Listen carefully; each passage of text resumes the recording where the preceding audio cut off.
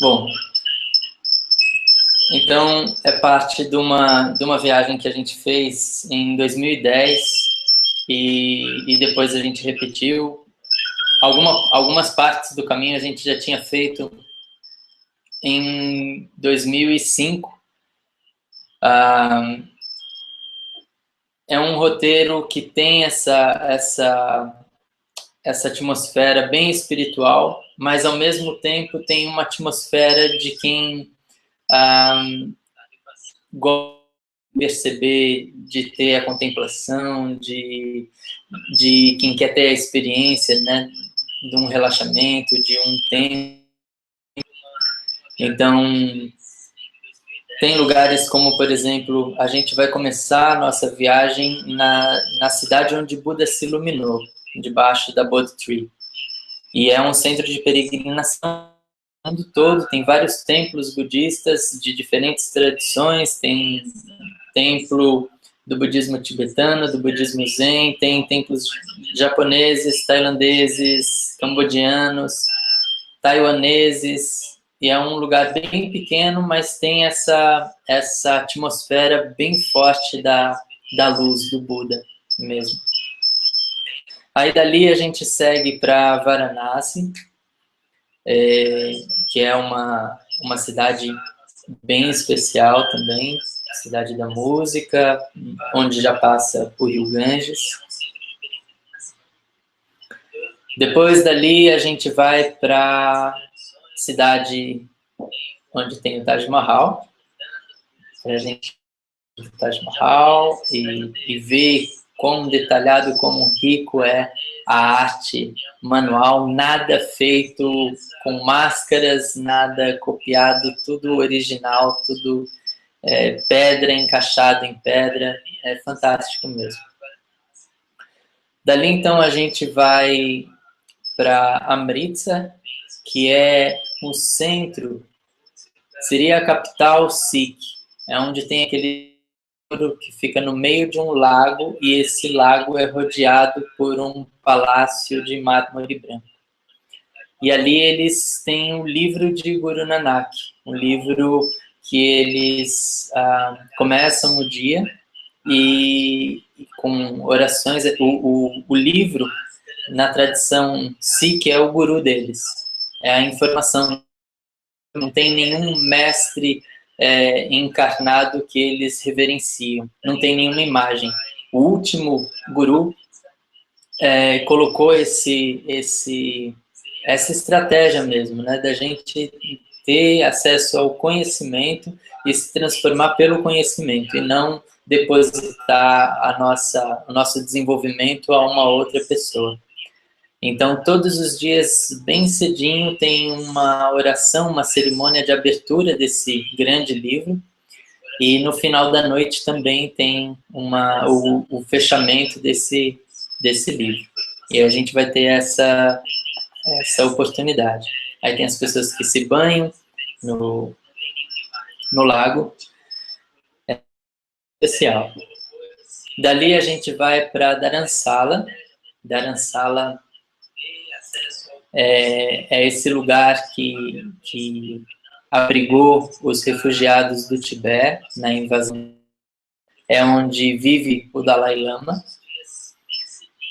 E também o lugar é maravilhoso. É Himalaia, é tudo verde, as montanhas com gelo no fundo, no alto, e o lugar cheio de tibetanos e o artesanato deles, tirando o templo com as constantes orações. É um lugar bem poderoso, bem forte. A gente vê o pessoal do povoado vivenciando a prática espiritual. A gente vê muitos turistas também que estão ali com um propósito espiritual. Então, a atmosfera realmente é legítima, é autêntica. E o Dalai Lama, né, que tem esse conhecido trabalho pelo mundo de cura, de perdão, de compaixão, de reconciliação. É muito bonito.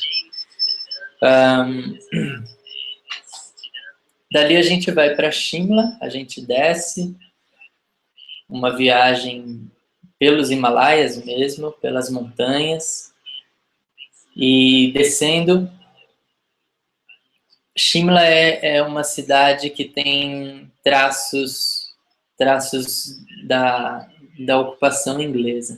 Então, é uma cidade que o alto dela é bem chique, assim, tem até uma catedral cristã, e aí, à medida que você se embrenha na cidade, assim, descendo, aí você começa a ter contato mais com o povo mais indiano. De Shimla, a gente vai finalmente para Rishikesh, e Rishikesh é essa capital do yoga.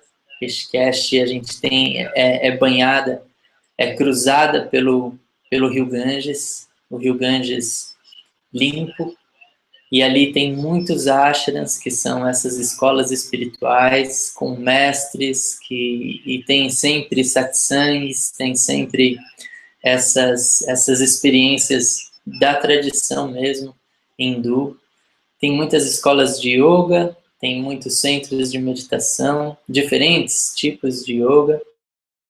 Ali tem algumas opções, né, com relação ao Rio Ganges. A gente, em termos de novidade nessa peregrinação que a gente vai estar fazendo, é a caverna de Jesus, que tem essa passagem de Jesus pela Índia. Eu acredito muito nisso, aquele período dos 13 aos 30, vários relatos, vários documentos que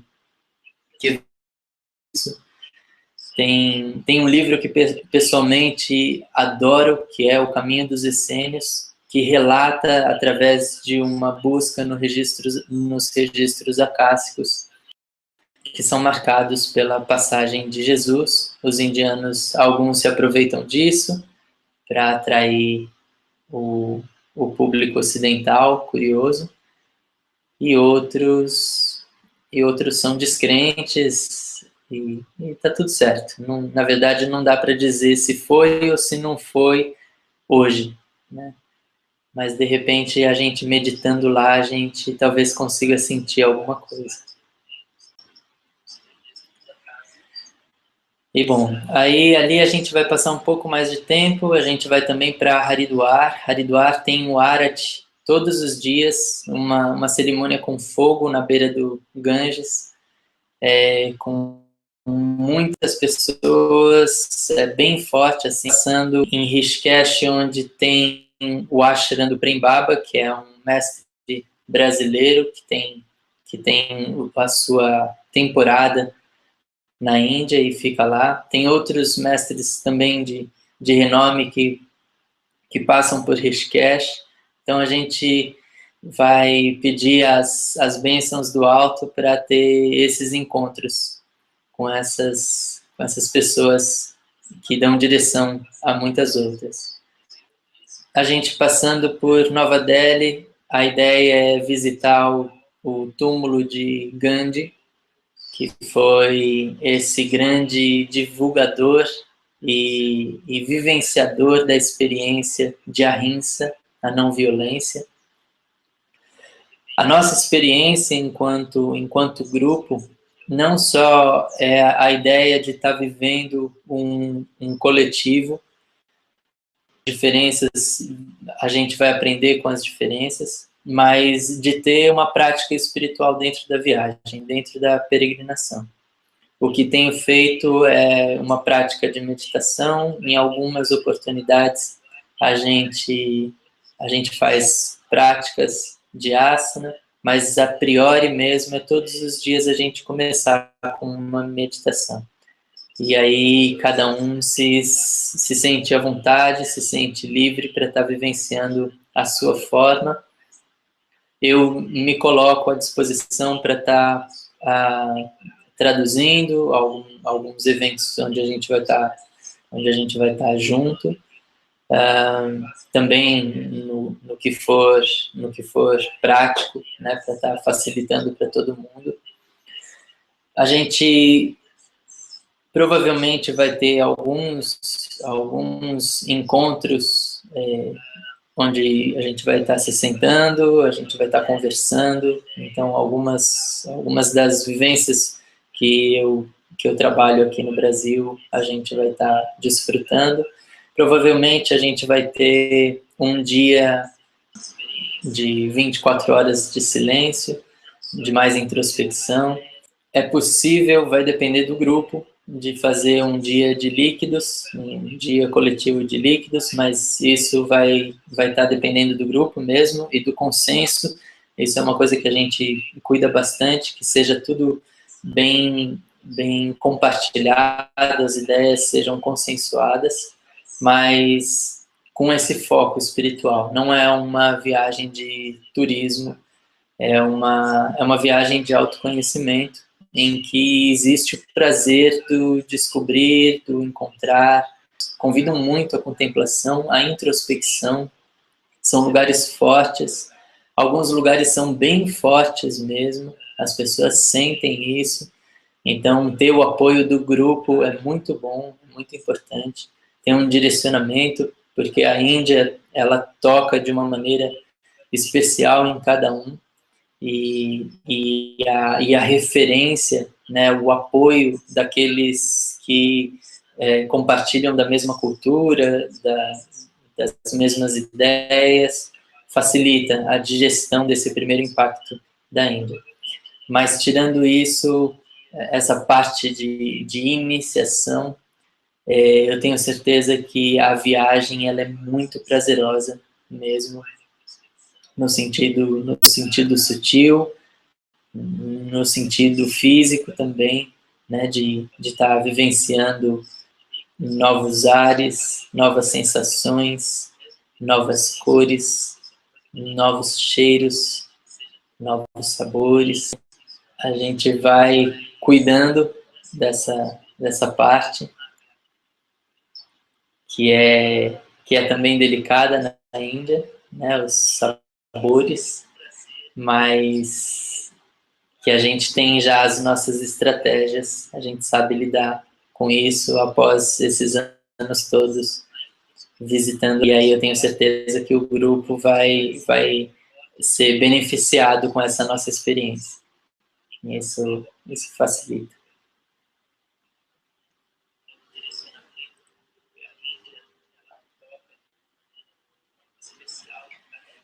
Caso alguém queira estar fazendo perguntas agora, a pessoa interessada deve atualizar a página e acessar o chat, o chat que está ao lado da tela. Um ponto que eu acho, assim, em termos de recomendação, se não tem alguma leitura interessante de estar se fazendo. Pessoalmente, tenho um carinho especial pelo livro Autobiografia de um Yogi, que é uma literatura mas que relata com um toque um toque mais espiritual de alguns pontos que a gente ver a Índia do ponto de vista do Yogananda, da forma que ele passa, e eu acho que isso vai dar um gosto especial por desvendar para a viagem. E aí, claro, a gente vai encontrar uma Índia um pouco diferente, né? O tempo mudou a cada ano que eu vou à Índia, né? A Índia, eu acredito que em algumas décadas vai ser mais difícil a gente encontrar essa Índia mística, essa Índia tão tradicional quanto a gente ainda encontra hoje no interior da Índia. Então, é também uma bênção a gente estar tendo essa oportunidade de ainda vivenciar uma Índia com não tão entregue às tentações, digamos assim, do Ocidente, com todo o seu apelo comercial e, infelizmente, inclusive alimentar, inclusive na ação homem-mulher ocidental e vários outros pontos que que é legal a gente estar vivenciando isso e de repente até a nossa vivência dentro disso faça com que a gente mostre a eles o valor que a gente dá pelo que eles estão perdendo. Isso é uma contribuição muito nobre da parte de quem vai com essa consciência. Mostrar que o que a gente está buscando lá é o que eles têm e não o que eles querem ser espelhados na cultura ocidental. Essas coisas, né? A gente sempre acha que a gente vai precisar e sempre leva muito mais do que a gente precisa. Então, a sugestão é que a gente deixe o momento de estar precisando para comprar. Aí a gente compra lá na medida da nossa necessidade. Bom, aí então começaram a vir as perguntas aqui. Eu vou começar então a responder e já temos uma do Cauê. Na viagem vamos participar de rituais? Bom, um ritual que eu sei que a gente vai passar é o Arati, que acontece todo final de tarde.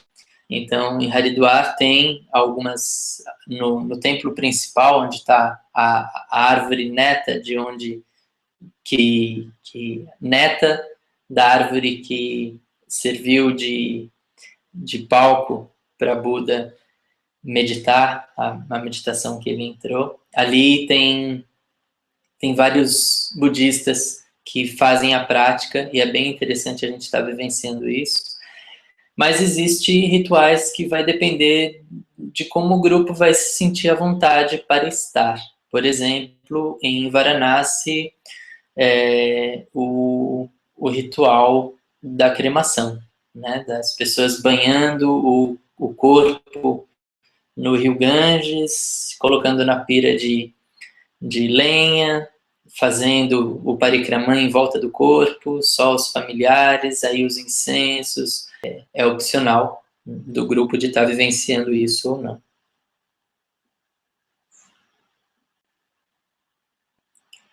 A Índia é bem baratinha, então não precisa pensar em levar muito dinheiro.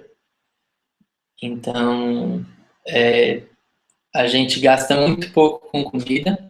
A gente não pretende estar indo em lugares muito luxuosos, não. Vão ser lugares, claro, razoáveis, não o popularzão, mas lugares que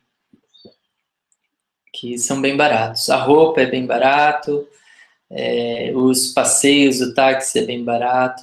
Bem barato que eu digo, por exemplo, dá para almoçar com R$ 5 ou R$ 10 no máximo. Dá para jantar por esse mesmo valor. O táxi é menos que esse valor. Então, a gente pode pensar em estar gastando muito, muito, muito, US$ 25 por dia, isso bem à vontade. Então, baseado nisso, a gente pode ter uma ideia. A Mel está perguntando...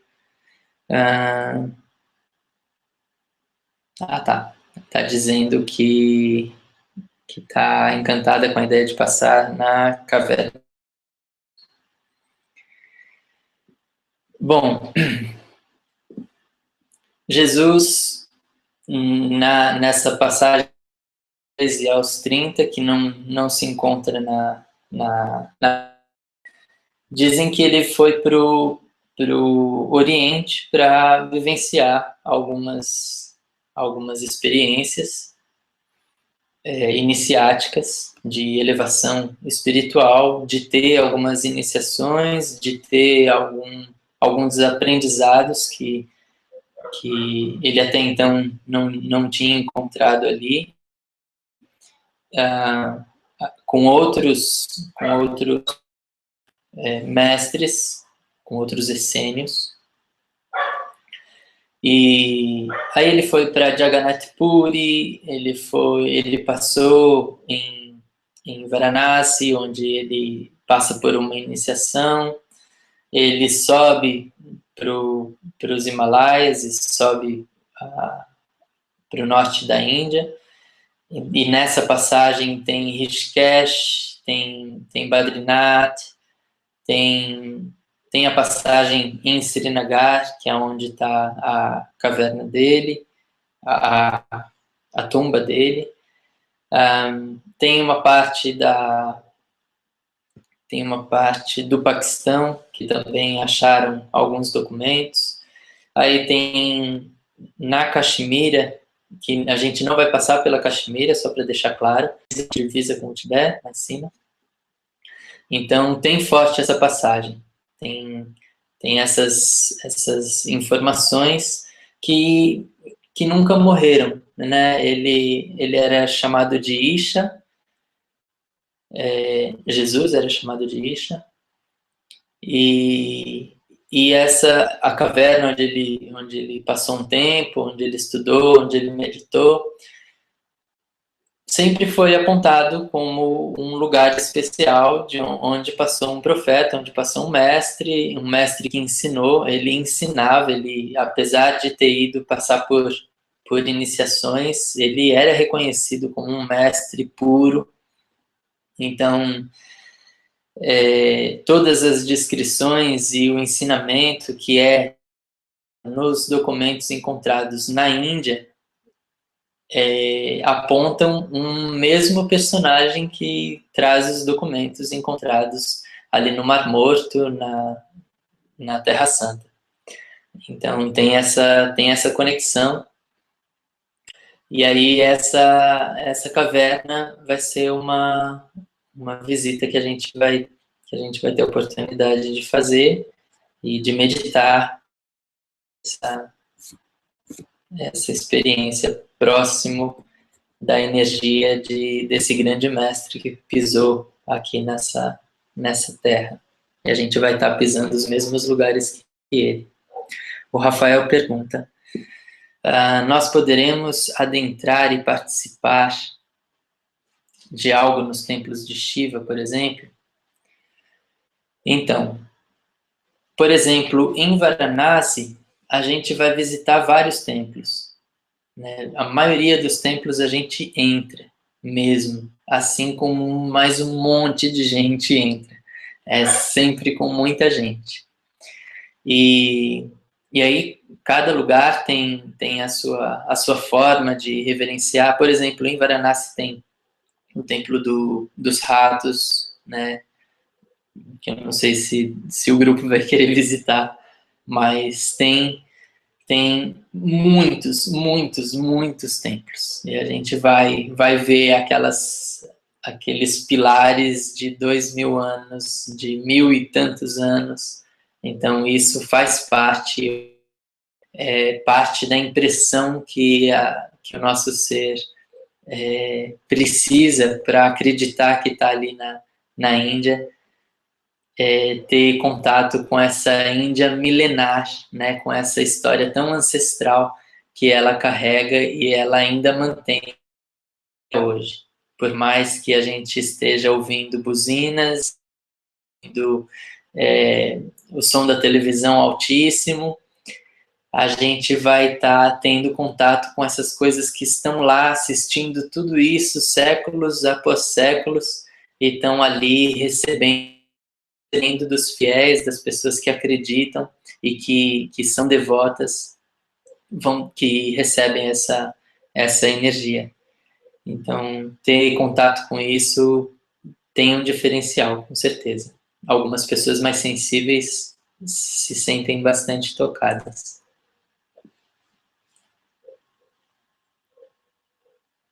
Voltando, então, à questão da gente estar visitando esses lugares especiais, essas cavernas, esses santuários.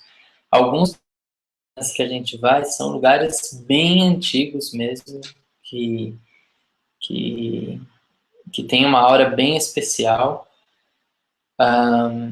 E, por exemplo, dessas pessoas bem antigas, a gente vai estar provavelmente é quase certo, porque não dá para saber o dia de amanhã e se todo mundo que está vivo hoje vai estar amanhã.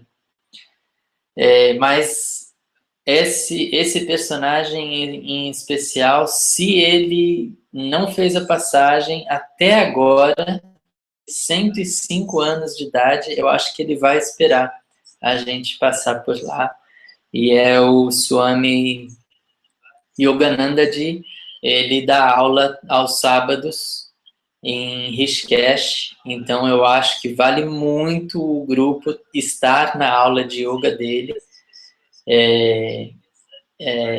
É uma experiência particular, porque você vê um homem de 105 anos dando uma aula de yoga, que não é uma aula de yoga simplesmente meditativa, é uma aula de yoga com movimento, com ativação energética, e ele está lá demonstrando, está fazendo tudo, e é super, super fast, são os comandos dele, e haja fôlego para acompanhar. Então é uma experiência ímpar, tá tendo contato com esse senhor.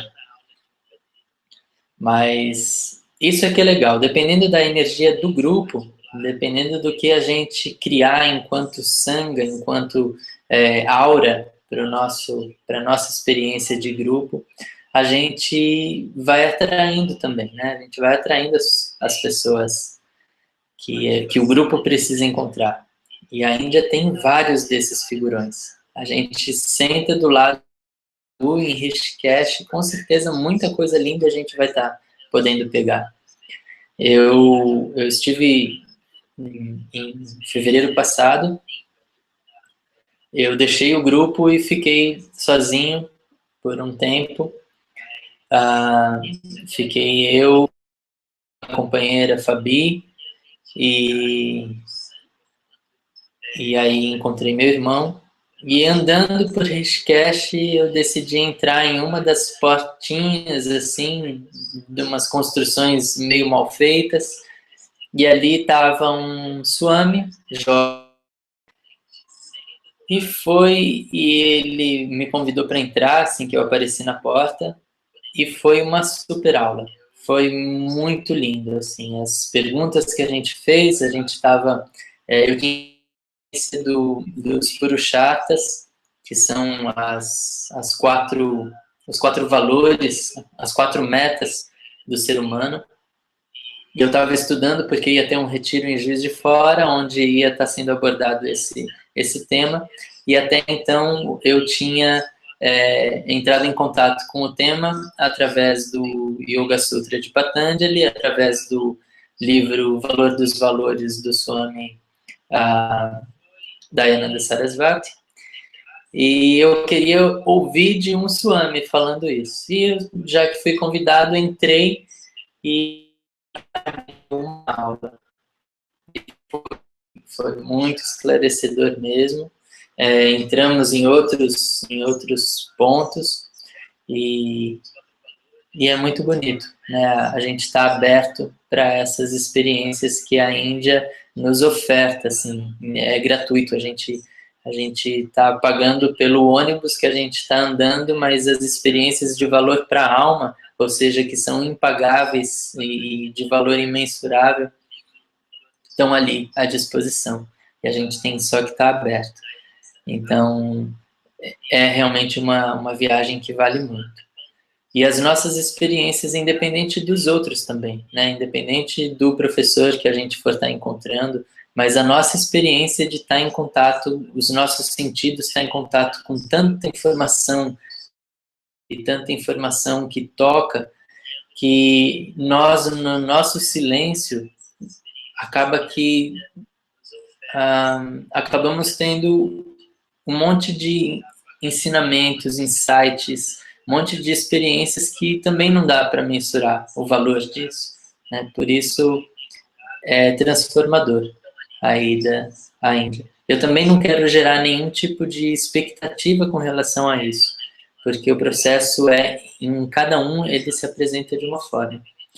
Mas, sem dúvida nenhuma, é muito forte você se deparar com um exterior que é tão forte na cor, no som, no sabor, no toque, no tato, assim mesmo, na proximidade do humano. É bem diferente do que o que a gente conhece. Então, é uma experiência que soma aos nossos sentidos, soma ao nosso intelecto, soma ao nosso entendimento no sentido espiritual, soma na experiência do ar, na experiência física mesmo, na experiência do pulmão, das células, do que a gente vai estar se relacionando, e é uma experiência que soma nessa abertura que a gente dá para a própria alma estar experimentando algo dessa natureza. Então, só voltando à questão da Elizabeth, dos lugares, né, dos lugares especiais que a gente pode estar passando, tem essa caverna de 3 gerações de seres iluminados que viveram, que está um pouquinho acima de Rishikesh, a gente pretende estar fazendo esse passeio. É um lugar que não existe nenhum ser avançado vivendo hoje, mas que a aura deles impregnou bastante ali. Então, a gente pode estar tendo esse contato de imergir no silêncio que eles deixaram. Tem a caverna de Jesus, tem o ashram de Ananda Muima, em Haridwar, que é a santa embebecida de felicidade, que foi uma grande devota do Yogananda e uma grande personalidade, bem avançada, já desencarnou, mas o ashram é bem interessante, inclusive a gente ter esse contato, esse gosto de entrar num ashram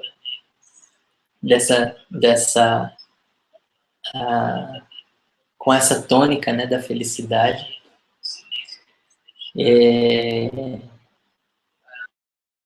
Rishikesh tem um passeio que eu geralmente faço, mas não tinha pensado para esse grupo, mas em termos de curiosidade, talvez alguns queiram se aventurar, que é o ashram que os Beatles ficavam em Rishikesh, que é o ashram do Maharishi Mahesh, da meditação transcendental, que está abandonado. Ele só tem as relíquias lá, as celas pequenas, as cúpulas, onde os devotos ficavam, mas está tudo no meio do mato, assim. E é interessante de ir perceber como é que era, porque era o ponto mais visitado de Rishikesh, talvez um dos lugares, em termos de visita espiritual, mais fortes, algumas décadas atrás. Mas está abandonado, né? Não é um lugar que a gente vai ter alguma experiência assim, e nem no sentido de meditação, não sinto. Tem outros lugares que dá para sentir isso forte assim. tirando que tem a outra parte que eu estou deixando passar, que em Rishikesh tem astrólogos ayurvédicos, tem massagem ayurvédica, tem essas experiências, lojas de livros raríssimos, tem os equipamentos, tem os cosméticos, tem os remédios ayurvédicos. Então, é um lugar que a gente tem até que se coisa apetitosa, assim, em termos de valores que a gente não encontra tanto, ou nem encontra aqui no Ocidente, e lá está recheado. O Danilo pergunta, sei que você falou da ajuda na comunicação, mas o inglês facilita na Índia? É a segunda língua, o inglês. Então, é só lugares mais remotos que a gente não tem acesso ao inglês, por as pessoas falarem o dialeto local. Mas nas cidades que a gente vai passar, que são cidades internacionais, né? Bodh Gaya vem budistas de todos os lugares. Dharamsala vem budistas de todos os lugares. Amritsar,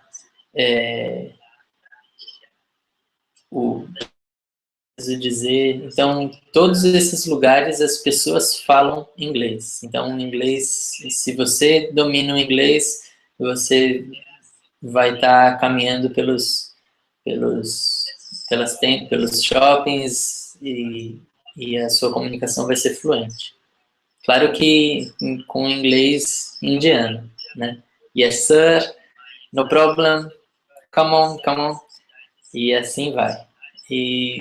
Mas, assim, a língua ali,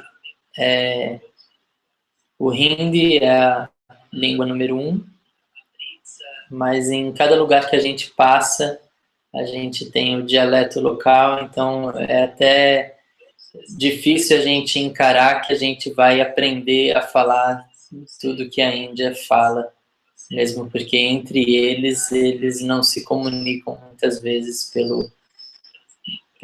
pelas línguas que eles têm disponíveis, que são muitas. Então, em alguns lugares, o do norte vai visitar o sul e fala inglês com o do sul. Em outros lugares, um visita o outro e falam em hindi, só que não é a língua de nenhum dos dois. Mas, em suma, o inglês você vai estar falando com eles.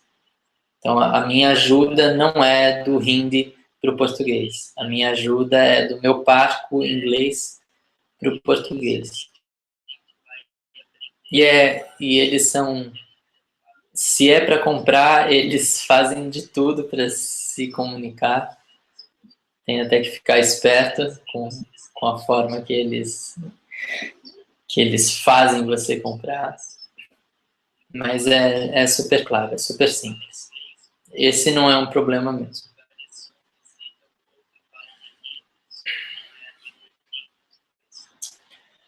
Então, eu vou finalizando a nossa conversa.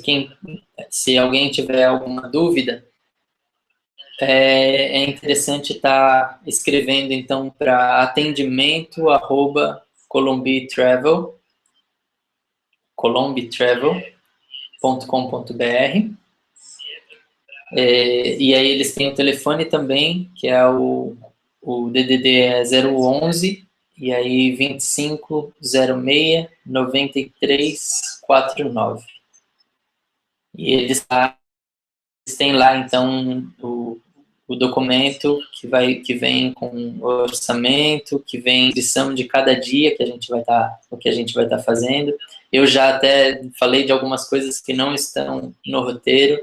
Quero deixar bem claro que a gente vai escapar de algumas coisinhas que estão no roteiro, que são surpresas da própria viagem, coisas que se apresentam e a gente compartilha no grupo, e se o grupo quer, a gente faz isso, mas nunca fugindo tanto. São coisas bem simples que, de repente, não estão descritas no roteiro em si, né? Por exemplo, visitar o Big Buddha em Bodh Gaya, que de repente não está no roteiro escrito, mas faz parte do nosso roteiro. Vai ser tudo bem rico, inclusive os tempos de descanso que são necessários para digerir tudo, a gente vai estar cuidando também de ter isso. E algumas coisas eu acho importante que o grupo ceda, né, para a gente ter a dinâmica que eu proponho, no caso, e outras coisas o grupo, o coletivo vai estar entrando em consenso para qual vai ser o melhor andamento, sempre seguindo o que está no grosso do nosso roteiro. Porque a gente tem horários de saída, tem horários de chegada, e é no intervalo disso que a gente vai estar desenvolvendo as nossas aventuras espirituais. Tá bom? Então, para mais informação, entrem em contato com Colombi, que eles estão à disposição. A gente teve algumas reuniões lá com eles, então eles afinados com a proposta, e aí é só requerer o orçamento e o roteiro, e eles passam para vocês por e-mail as facilidades que eles oferecem também, e a gente pode ir se falando, se tiverem alguma dúvida, me escrever, mas a priori não deixem de entrar em contato com a agência. Eu espero que vocês tenham desfrutado de alguma forma dessa nossa conversa.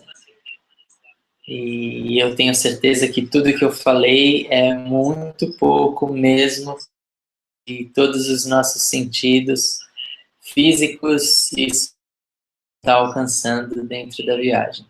Eu tenho certeza que a gente vai de um jeito e a gente volta de outro, e é sempre positivo, sempre são construtivos as nossas trocas com essa cultura milenar, e nós que, na nossa sociedade que ainda engatinha, né, especialmente no Brasil, com seus poucos 500 anos, é bem forte, é bem transformador. Então, desejo a todos uma linda experiência interna de gestão, de meditação sobre tudo isso, e que o universo conspire para que estejamos juntos nessa aventura de autoconhecimento, essa jornada interna e externa, na profundidade e nas alturas. Então, até uma próxima, a gente segue em contato. Namastê.